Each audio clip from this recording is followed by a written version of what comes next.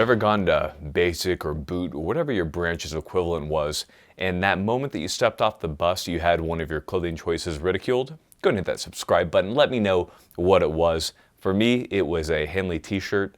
A very sweaty and muscular man came up to me and told me to button my top button immediately, which I did, and so I looked like an idiot for the rest of the day. Good times. Like, comment, do all that kind of stuff. The comment section is a living entity. Go down there to see some of the best and worst that the internet has to offer. When it comes to discount codes, all that kind of crap, guys, if you're looking for plaid, scroll down, it's in the description. Vertex, if you're looking for ammo, scroll down, Freedom Munitions, discount code Grand Thumb, get in there, get out, got all that stuff. Buy t-shirts from me, they freaking rock, and they let people know that you love guns, but you're afraid of girls. So, today, we're going to be talking about first line of gear again. I made a video almost a year ago to the date, and some things have changed.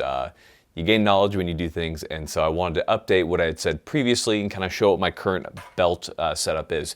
Now, I just did a video with Lucas of T-Rex Arms maybe about 3 months ago, showing much the same belt setup, but I didn't go really in depth about why I made my choices. And what's really important to me is the thought process behind it. Because if you understand why I'm do something, it's going to help you guys out to understand why you may or may not want to do that. So a couple things to note here is that my setup is customized to me and based on what I do. You're probably going to want to set it up a little bit different, but again, these videos are more like a launching point to kind of figure out where you want to go. Modify it, make it your own after this, and kind of figure out what's going to suit your needs best. Now, getting into this, there are two kind of basic types of belts that you're looking at when it comes to tactical belts. So you have your belts that are threaded directly through the loops, and then you attach your hardware on there, just thread it through. Or you have your so-called battle belts, where they either Velcro on or they attach in some way, and they go over, and you attach your accessories onto the belt, whether it be MOLLE or some other type of setup. So in this case, this belt setup right here is from T-Rex Arms.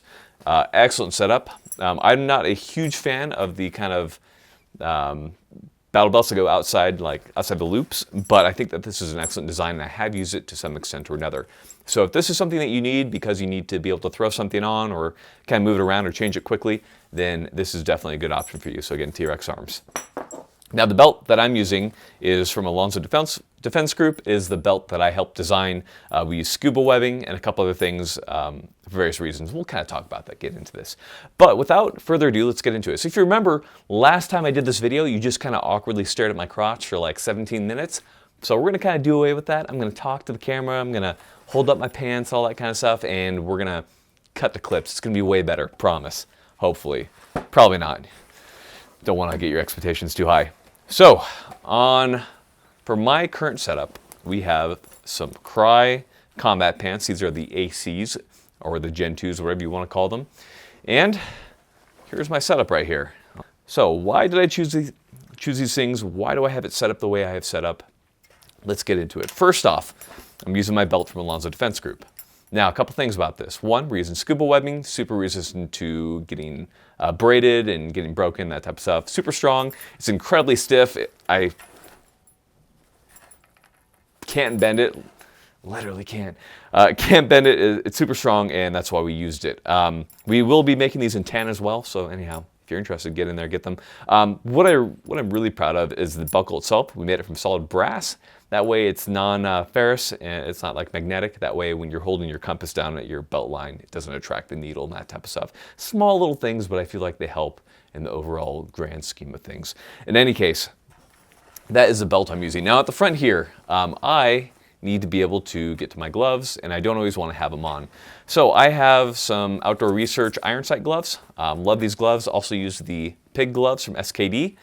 Both gloves are excellent, and they have different uses. There's not one that's better than the other, just different uses. If you want to see more on that, watch the glove video.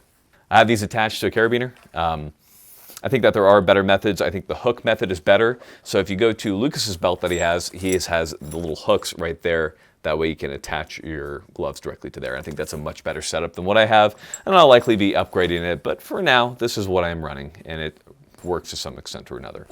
Moving across.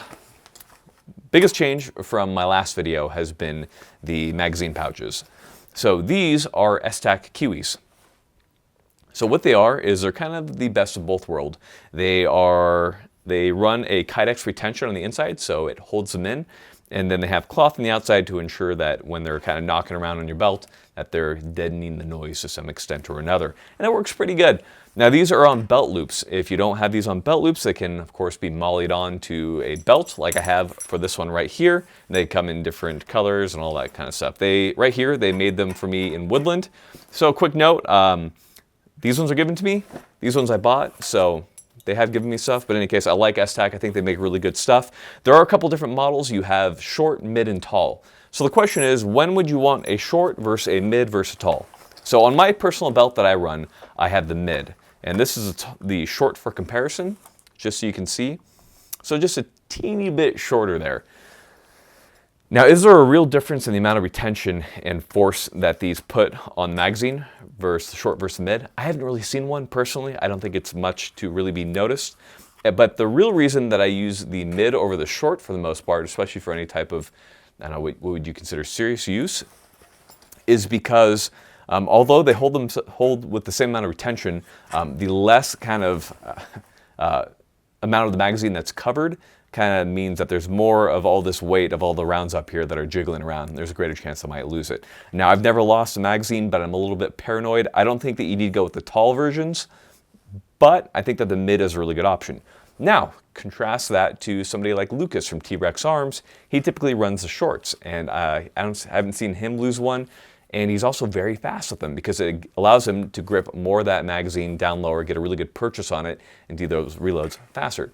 No doubt, Lucas is a lot faster than me, not because of his gear, because he practices, but it's something to be said. 239.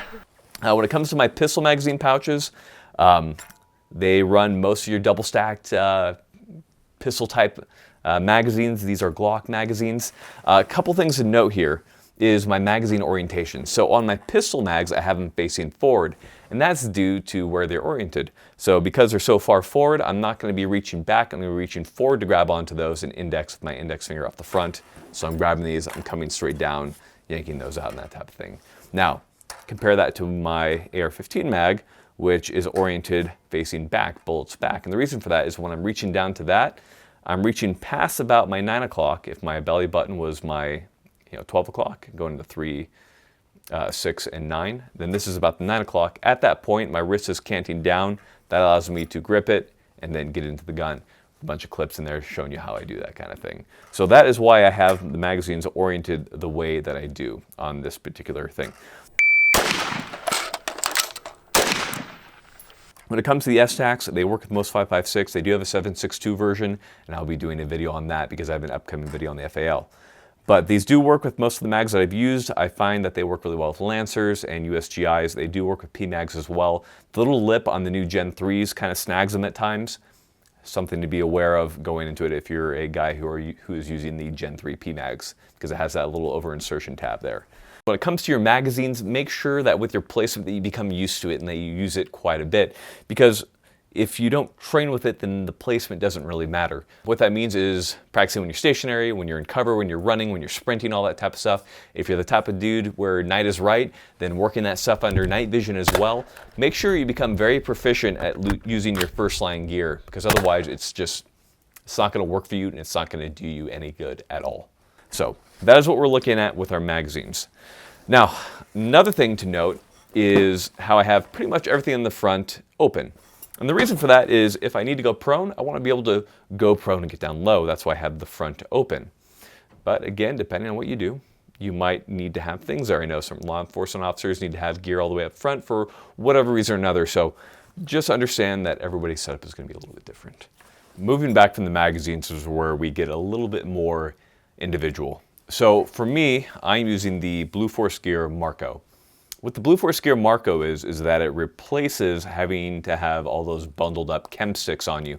Because those do work, but there are some, I think, better solutions out there nowadays. Now, some people disagree with me, and I understand that based on what they do and kind of the way that they run their chem sticks. But in any case, the Blue Force Gear Marco has all the miniature chem sticks inside a little magazine, So how the Blue Force Gear Marco works is if I need a chem stick, I simply push it out and then I simply press up on it in order to break the chem stick, shake, and when it, I don't have to shake it once it hits the ground, it's then going to illuminate and I'm going to have my little miniature chem stick.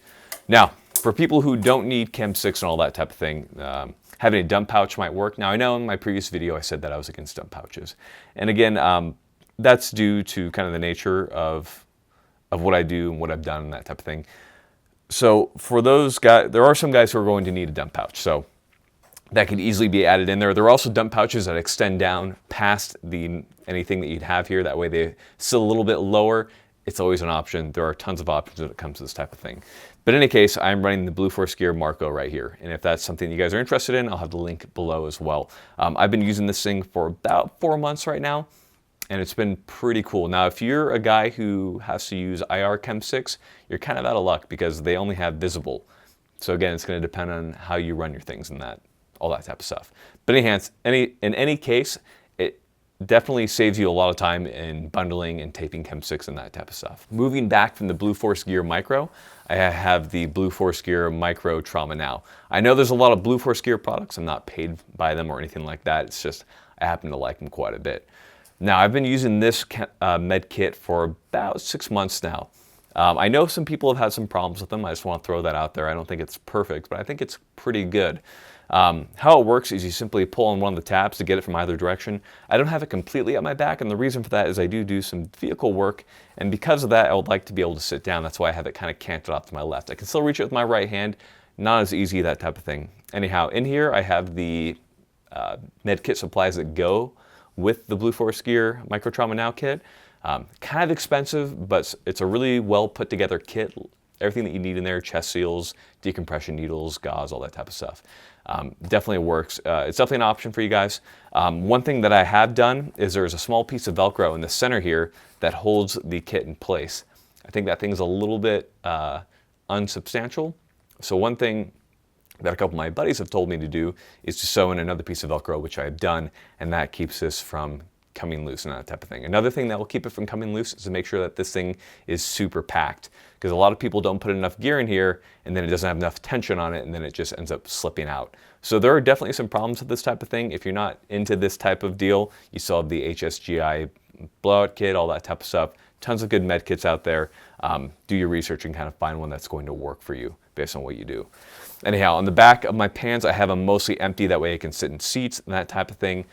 Again, if you're the type of guy who's just doing foot patrols all day, you can probably take your med kit, push it back, and throw in a dump pouch in there or whatever you need.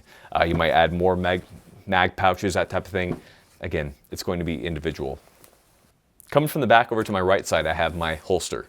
So everybody's going to be a little bit different on their holster placement. I found that slightly front of 3 o'clock works pretty good for me and my draws and consistency, and still being able to get down and go prone and that type of stuff.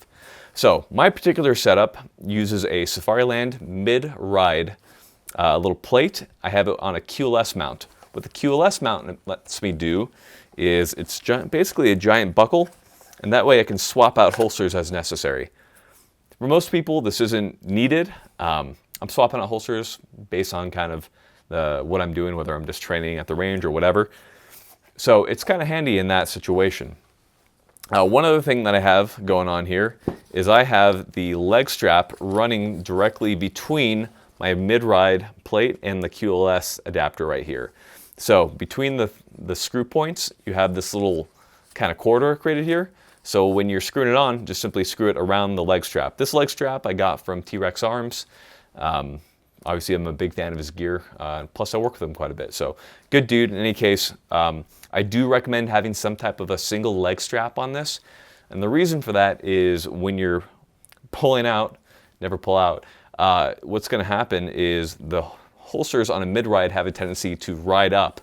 So what the strap does is it keeps it from riding up and preventing you from pulling out.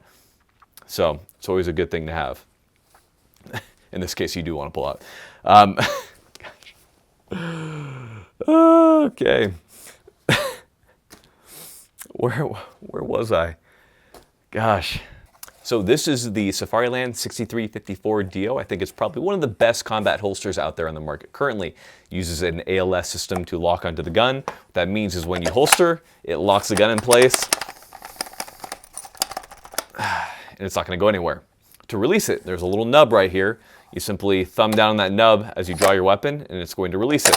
What's really nice is you don't really have to activate anything. Just naturally, as your thumb comes down into your gun, it's just going to release it. It's a very quick draw, almost as fast as a level 0, level 1 holster. So I'm a huge fan of this one particularly. Now, of course, I don't have a optic on this handgun right here, but it works without optics as well. And if I'm using my optic equipped handgun, it works fine. This one is for a Glock 34. That's to ensure that my Glock 19, if I ever run a comp on it, that it will fit in there. Now, do I run comp so much anymore? No, not really. More on that later. One other thing that I've done to this, besides adding the QLS plate, is adding the nub mod from OTS Defense. The nub mod simply extends how large the ALS release is, and it makes it a little bit more natural. Been a big fan of it, been using it for about 2 months now, so definitely give them a look-see if you're looking to kind of upgrade your ALS a little bit. So that is the ALS. Now, if I'm not working retention, if I don't need retention for whatever reason, then I move over to my T-Rex Arms Ragnarok, which I think is probably one of the best level 0 retention holsters on the market right now. Obviously, with all this stuff, it's all given to me, guys. So if that's a problem for you, think I'm influenced, I'm not. But in any case, excellent holster. They make them for a bunch of different handguns. They work really well. And that is my holster setup. All right, gentlemen, and that pretty much finishes up all that kind of encompasses my current first line / gun belt setup. Now, everyone's going to set their belts up a little bit different, but hopefully this kind of helps you guys get kind of an idea of how you might want to set yours up. Now, I'm always interested to hear what other guys are doing, so go ahead and head in there and kind of show me what you got going. No matter what, guys, what matters is looking cool. And you're not going to look cool if you're not doing training. So make sure you get training, that way you look cool with your belt and attract all those girls or glove pillows or whatever you're into. Stay cool.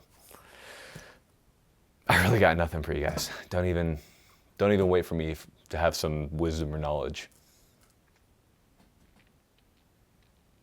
If you want to get faster at running, it doesn't happen by simply running a lot of miles. What really helps is increasing your VO2 max, all that type of stuff. So make sure you do a lot of sprints, a lot of hill runs, all that type of stuff that will actually push your body and make you better. Because again, top tiered runners don't do it by just running long distance. So again, shorter runs, sprints, high intensity, that is the stuff that works.